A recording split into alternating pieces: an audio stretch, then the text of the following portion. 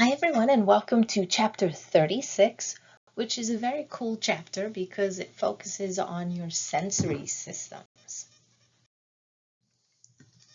Now when we think of your senses, there are actually two main categories.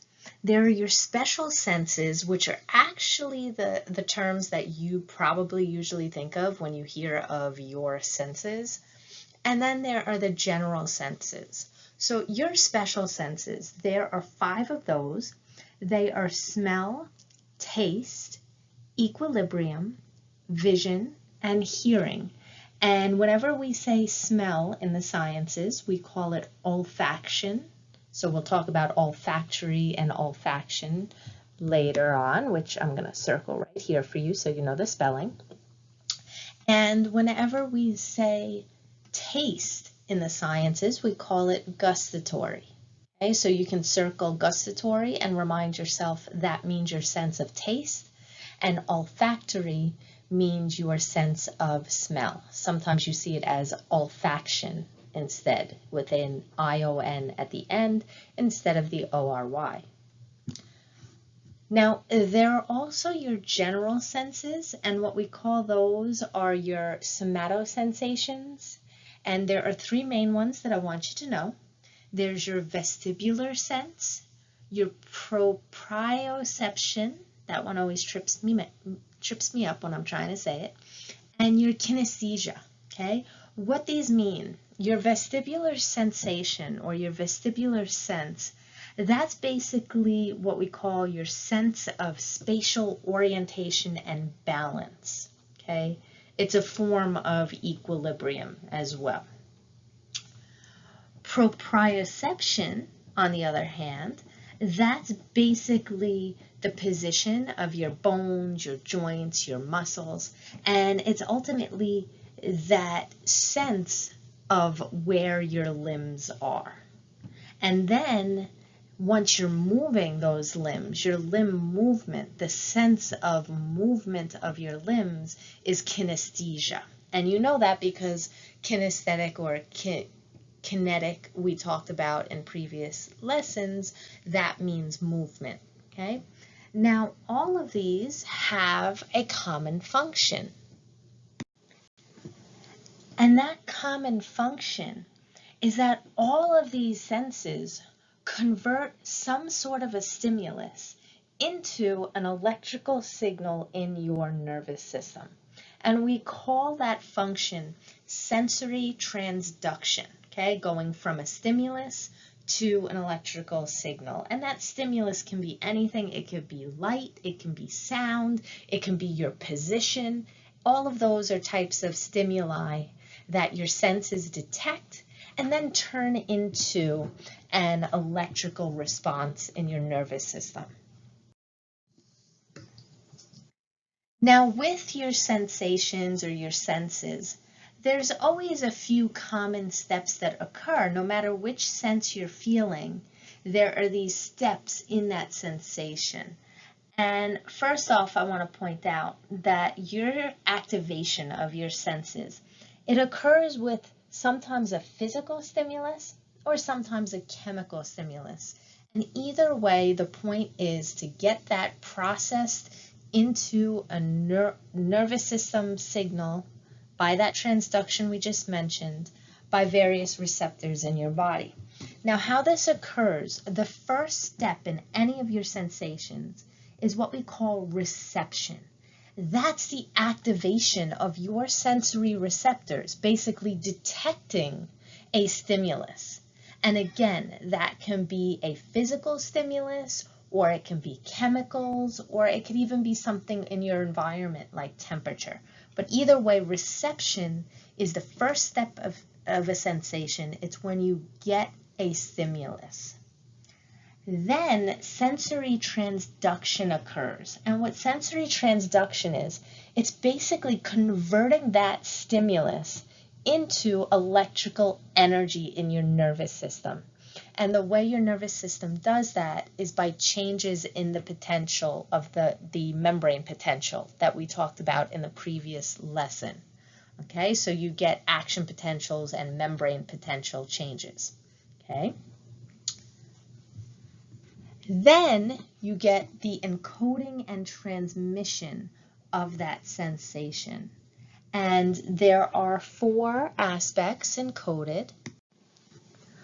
The first one is the type of stimulus, then the location of the stimulus, the duration, so how long is that stimulus, and the relative intensity of the stimulus, okay? How strong is that stimulus?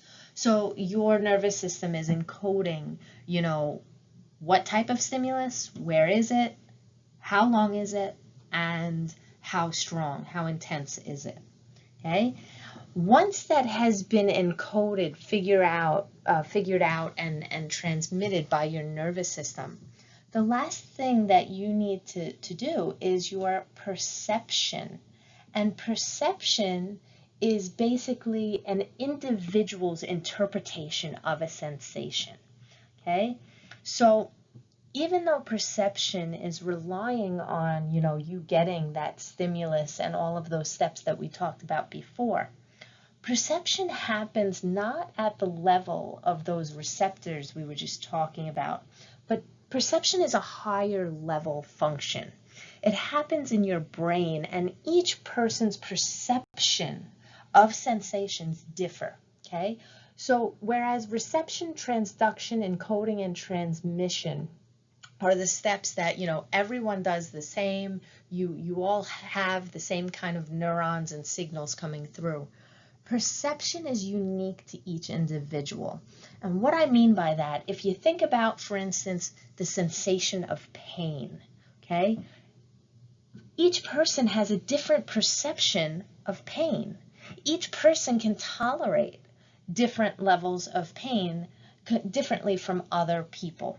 So for instance, I had a friend where both of us had all 4 wisdom teeth removed at once, including both of us having what they call the surgically impacted ones. So they had to cut open our gums, sew up, all that fun stuff. Now, the sensation in that kind of event, we both had the same neurons, okay? The same neurons located in our jaw and our mouth around our teeth. But between the 2 of us, my friend, he needed full-blown anesthesia, and he had to take painkillers after because he perceives pain as much, much stronger, as worse, as intolerable. Whereas I refused anesthesia. I only had them do local numbing when they did the procedure, and then I refused to take any subsequent painkillers because I have a high tolerance for pain.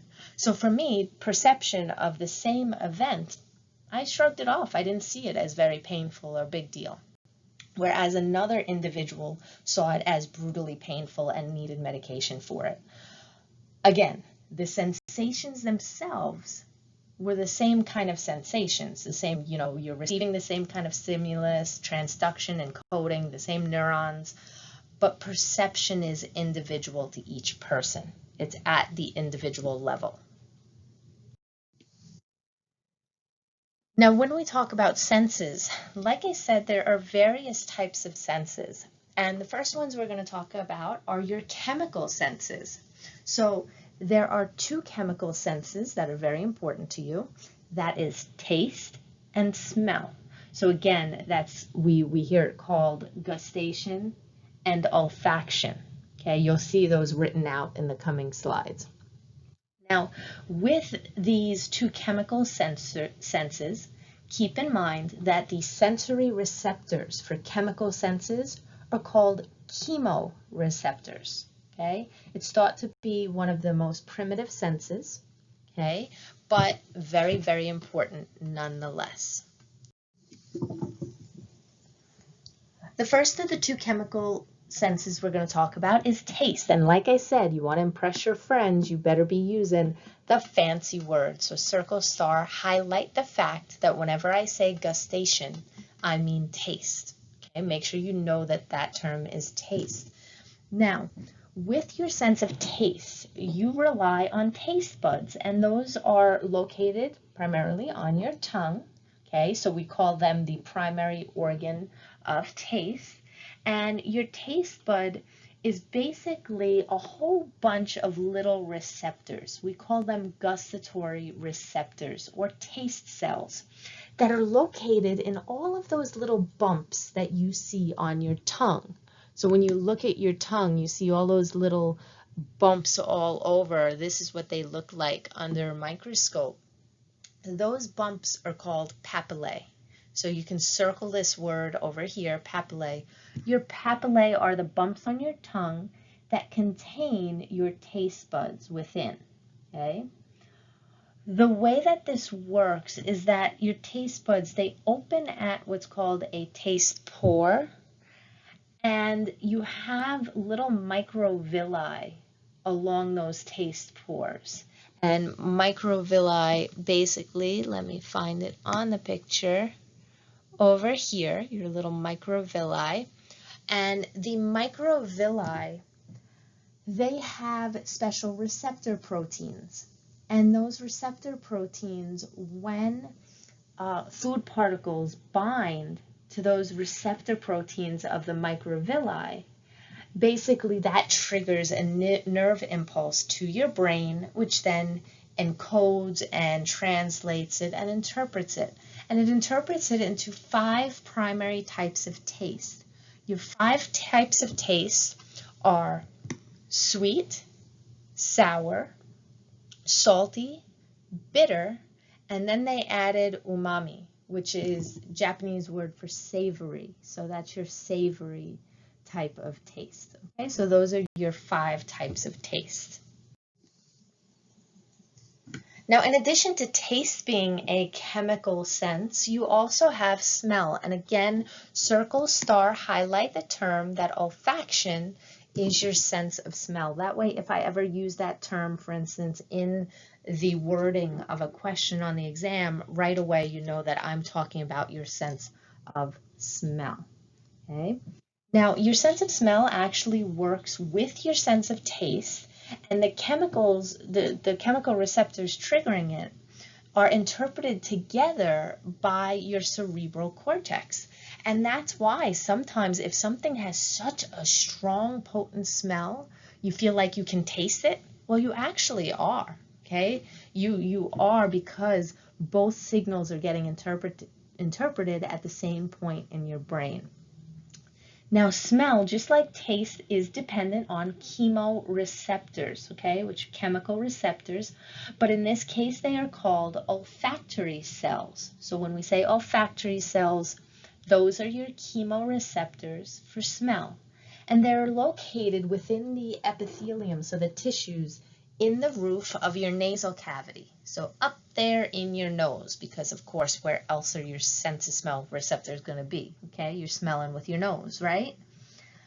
Now, there are nerve fibers from those olfactory cells in the roof of your nasal cavity, and they lead to neurons in what's called the olfactory bulb of your brain. So again, everything is olfactory because that is your sense of smell. So here in this picture here, you can see the olfactory epithelium and then leading to the olfactory bulb in your brain. Also, what's important is the fact that your olfaction sense, I mentioned this once before, is directly connected to your limbic system. And what did we say your limbic system controls? Memories and emotion. In addition to learning, your limbic system controls memories and emotions. And that's why sometimes certain smells can trigger emotional reactions in you that you basically never would have expected. Okay. For instance, when I was younger, every time I smelled flowers, the location that I unfortunately always saw huge bouquets of flowers were at wakes and funerals. So I used to get an emotional reaction anytime I smelled bouquets of flowers. You know, I'm not one of those people that someone could be nice and give me a bouquet of flowers, because to me it was associated with the memory of funerals. Also, not to bum you out, but I remember not long after my father died, my mom had been going through, you know, cleaning the bathroom and all, and she dumped out what he had used for shaving cream all of those years that had a very distinctive smell. And when I walked into the bathroom, I just immediately started crying uncontrollably. I didn't know why. And then I realized that it was because the smell, that particular smell, triggered my limbic system to then associate all of the memories with my recently deceased father at that time. Okay, so you never realize how powerful your sense of smell can be. Now, chemoreceptors aren't the only things that you have for your senses. You also have photoreceptors. Photoreceptors are what are used in your sense of vision. And they're called photoreceptors because these, instead of responding to chemicals, these are sensitive to light. And when we talk about your sense of vision and using photoreceptors, I want you to be aware that your eyes are not the only type of eyes that exist. There are different types of eyes. For instance, there are camera type eyes versus compound eyes. Now, your eyes are camera type eyes. They basically work like cameras would with a single lens and a system that we're going to go through in the upcoming slides. Whereas compound eyes, those are used by organisms such as arthropods. And the compound eyes, what they end up doing is they cause limited color vision. So these organisms end up responding to kind of blotches or patterns that you can't even see in flowers and basically trying to find pollen and whatnot, because the main group of organisms that have these eyes are arthropods, which includes insects. There's also different types of vision. So not just different types of eyes, but there's different types of visions. The two main ones being stereoscopic, meaning 3D vision, and the alternative of that is panoramic vision. Okay, so 3D vision, basically in that form of vision, you get visual information from two eyes that develops in a binocular manner in which both of the eyes are in the front of the organism. So for instance, our eyes, you notice your eyes are both in the front of your face, and because of this location, you're able to have depth perception. You're able to see how close, how far something is. The alternative to that is panoramic vision. So we have stereoscopic 3D vision, but some organisms have panoramic vision. So you'll notice organisms like cows or like this deer over here, instead of having the two eyes directly in the front of their face, they have it on the left and the right side of their body, okay, so of their head. So they have it on the sides of their head. Okay, we call that located laterally. And basically what happens is their two visual fields, they overlap, but only slightly. And they're usually adjacent to each other. And so what this means is these organisms, they have vision that covers a much larger region. So for instance, if you picture it, if you had an eye where your right ear is and an eye where your left ear is, you'd be able to see all around the sides of you that you currently can't see. But the problem with them is that with that kind of vision, they do not have depth perception. Okay, so they can have almost a 360 view of what's around them, but they don't have depth perception to go along with it. So it's kind of like a trade-off that they have. But keep in mind, what we have as humans is the camera type eye with stereoscopic 3D vision.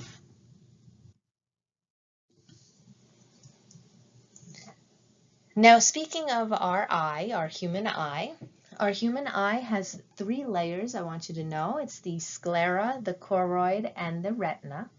Your sclera is basically the opaque outer layer of your eye, and it's basically a fibrous layer covered by what's called your conjunctiva, which is that kind of fluid that keeps your eyes moist.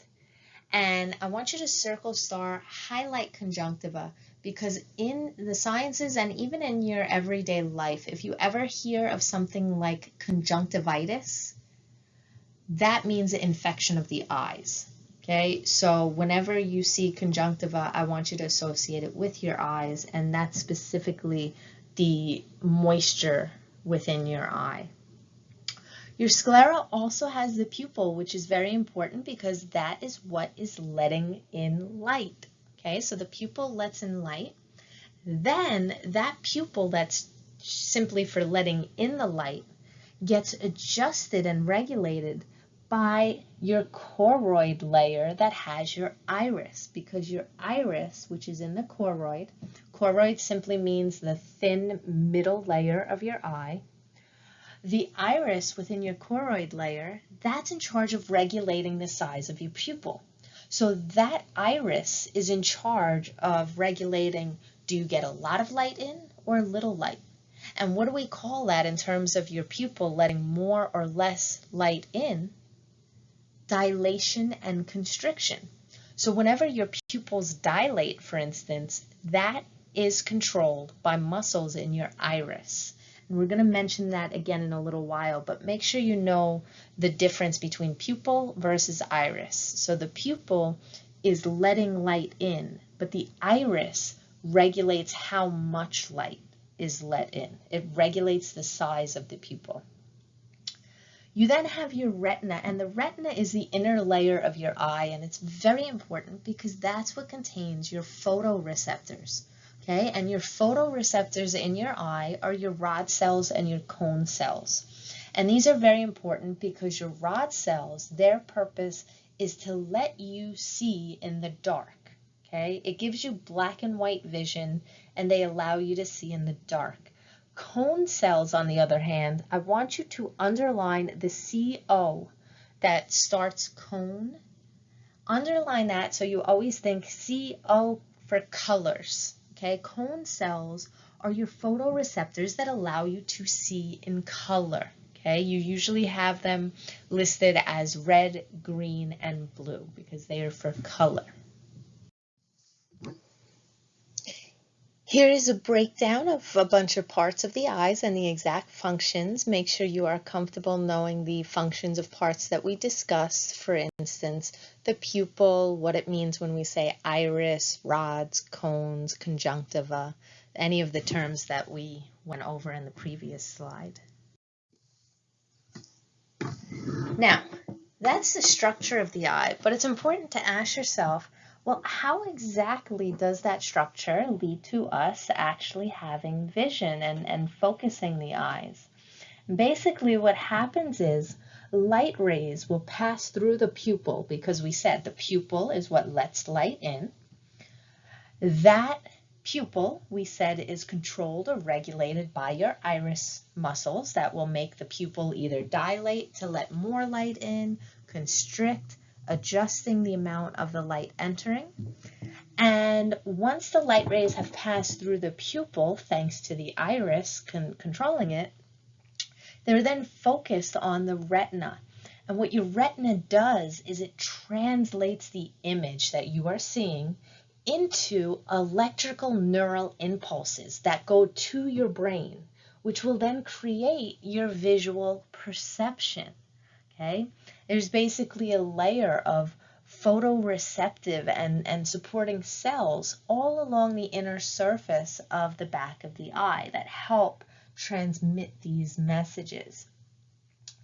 Then focusing, basically what happens is it starts at your cornea, and there's this fluid between the cornea and the lens, which is your aqueous humor. So that's the fluid between the cornea and the lens that helps you to start focusing the image. And your lens then provides additional focusing power via what's called ciliary muscles.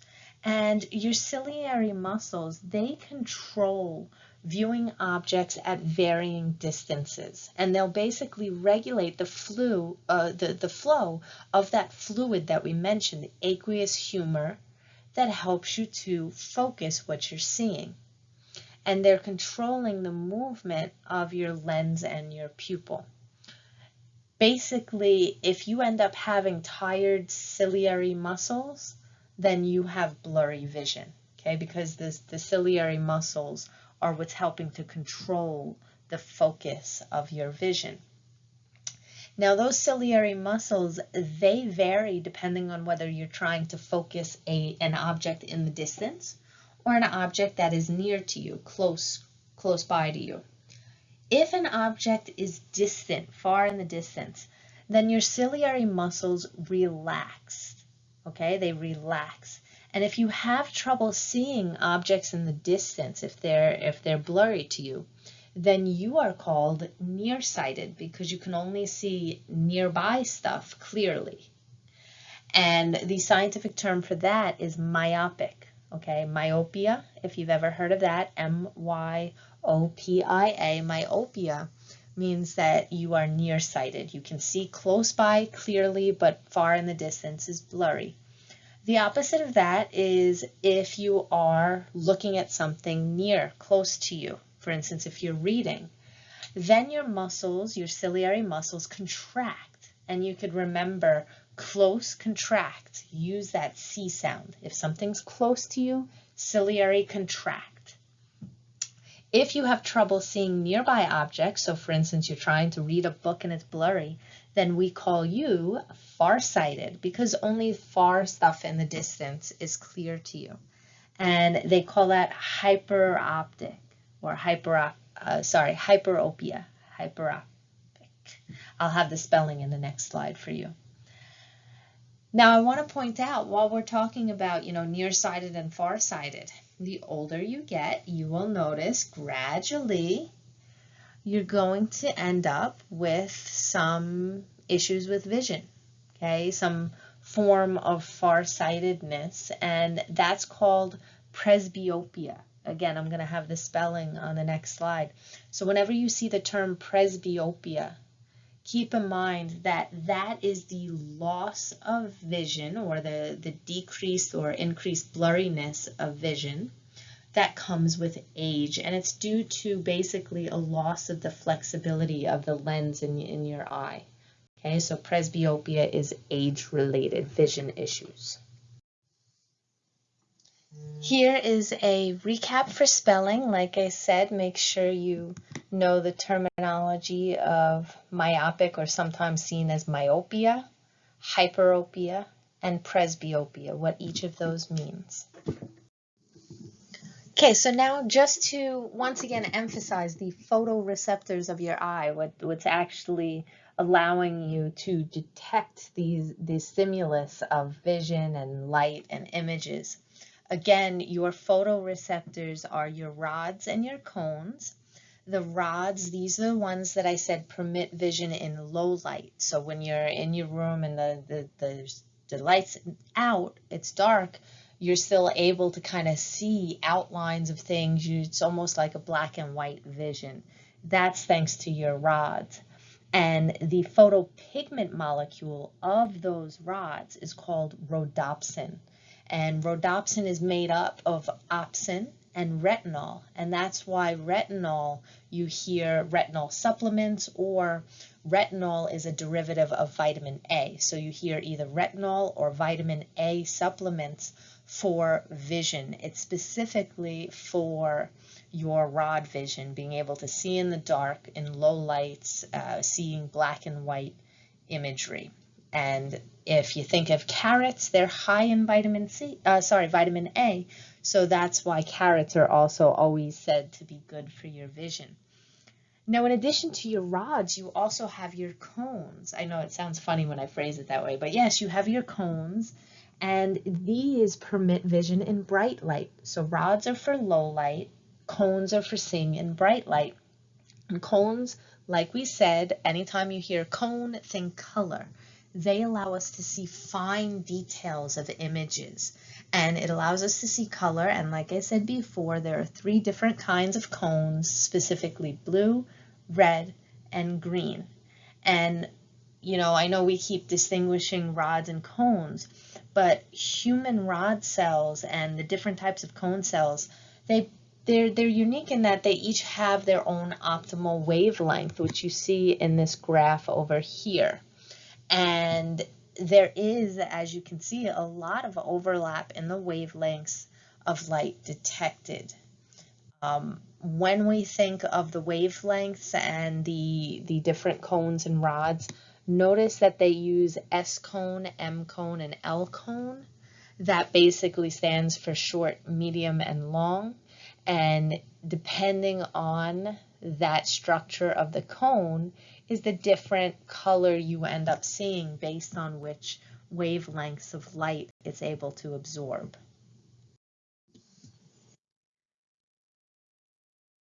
Now, when you have your vision, you end up getting the retinal integration of visual signals. Again, remember we said the retina is important in terms of carrying that stimuli, that image that you're picking up, and transferring it to a nerve impulse into your nervous system.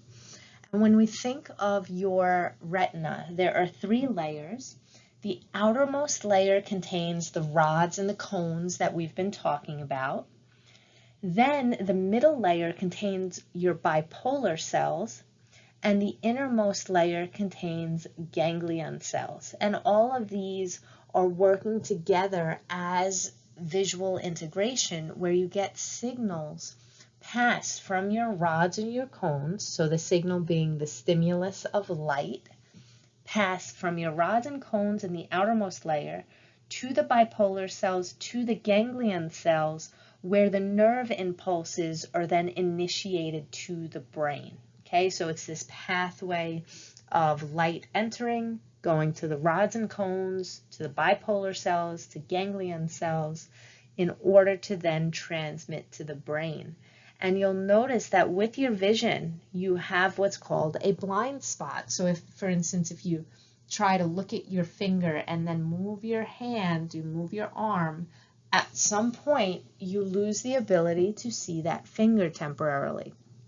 And your blind spot exists because there are no rods or cones where your optic nerve exits the retina. So there's no vision there because there's no way to transfer that message, that stimuli, to your brain, okay, without the optic nerve to help transport the impulse. Okay, so for blind spots, circle, star, highlight that, and write that there are no rods or cones where the optic nerve exits the retina. So there is no vision there, okay, because there's no rods or cones at that spot. And they show it in this little spot here, okay?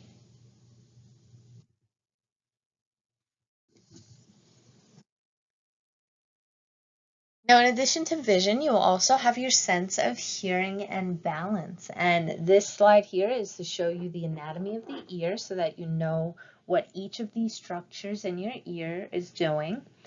With your ear, you have your outer, your middle, and your inner ear. Your outer ear is made up of the pinna and the auditory canal, and there's basically glands there that secrete earwax in the auditory canal to prevent the entry of pathogens. So your outer ear is very important as part of your immune system to actually help protect you. You then have the middle ear, which is between your eardrum and what are called the ear windows. It contains 3 small bones, which we call the hammer, the anvil, and the stirrup. We'll mention them again in the next coming slides. And what's important about your middle ear is it has your auditory tube that will extend from your middle ear. So you have your auditory tube here that will extend from your middle ear to your nasopharynx, and it helps maintain equalization of air pressure. And that's part of why, sometimes you're very sensitive to pressure changes. For instance, if you think of when you're going to have a bad storm, some people are very in tune to that change of air pressure. It's based on that auditory tube.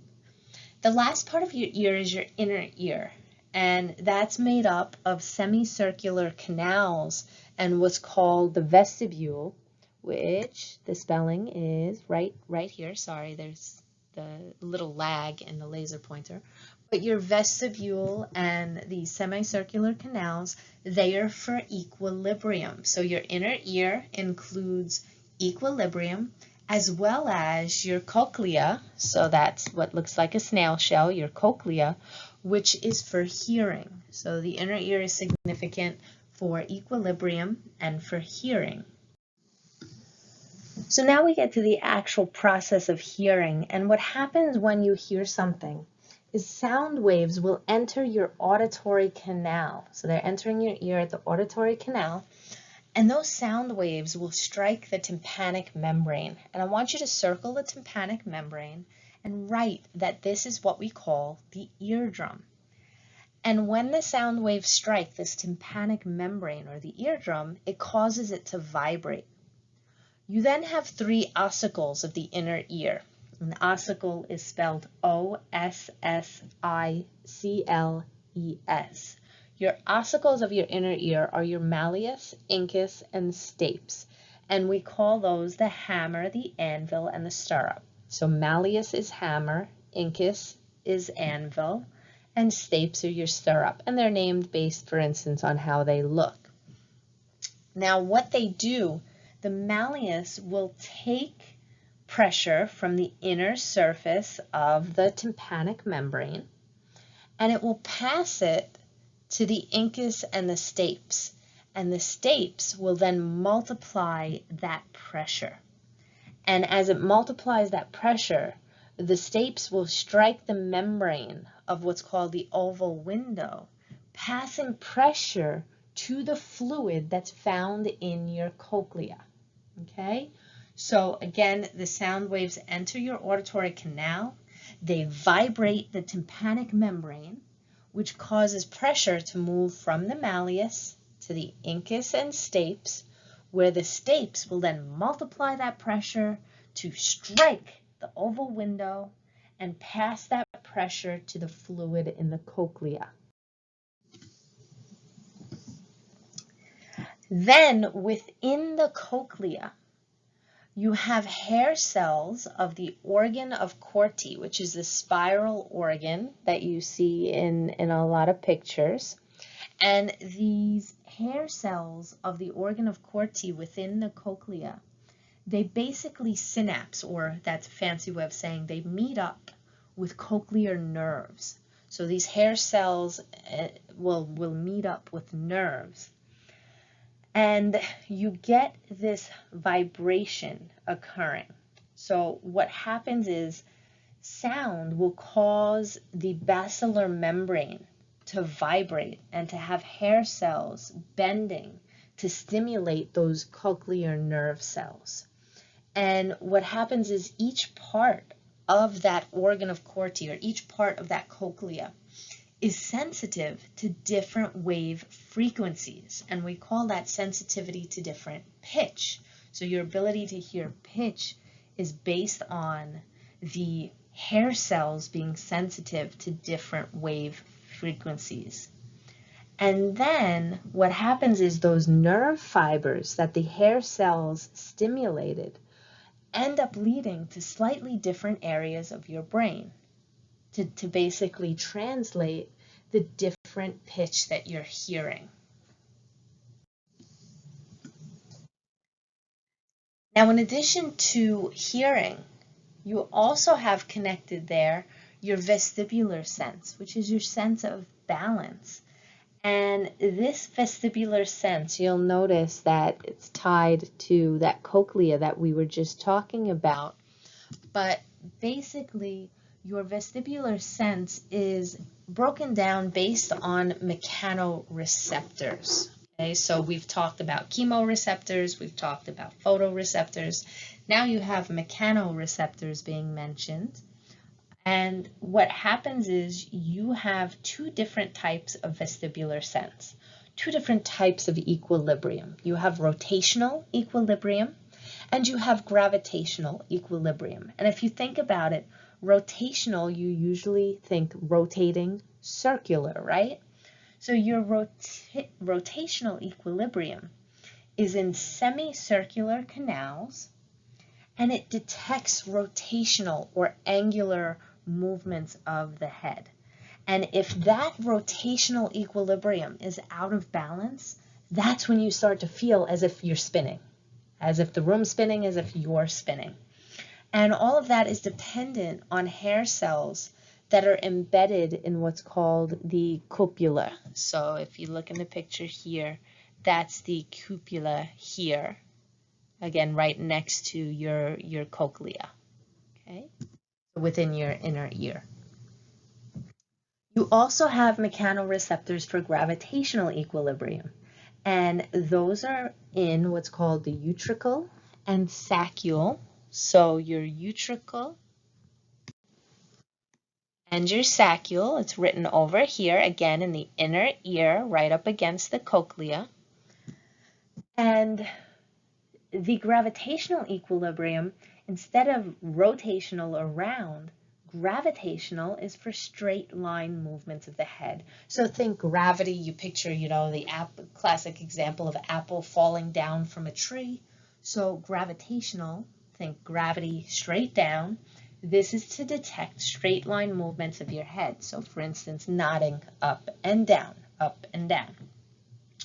This is dependent on what's called calcium carbonate granules or otoliths of the vestibule, and that's right here. So vestibular nerve right here. Again, all of this occurring in your inner ear. Okay? You don't have to worry about the exact mechanisms. Again, this is general bio. We're not going into the upper level specifics, but please know the difference between rotational equilibrium versus gravitational. So if you're feeling the room, if you're feeling like you're spinning, round, rotational, that is rotational equilibrium. Whereas the detection of straight line, up and down, nodding movements of the head, that is gravitational equilibrium. That is it. Okay, are there any questions? If there are, then please send them to me in Remind. As always, I have no life, and I'm more than happy to help you whenever you need. Okay, make sure to be adding the information to your study guides and to your questions for the discussion board post. Thank you, and have a wonderful day.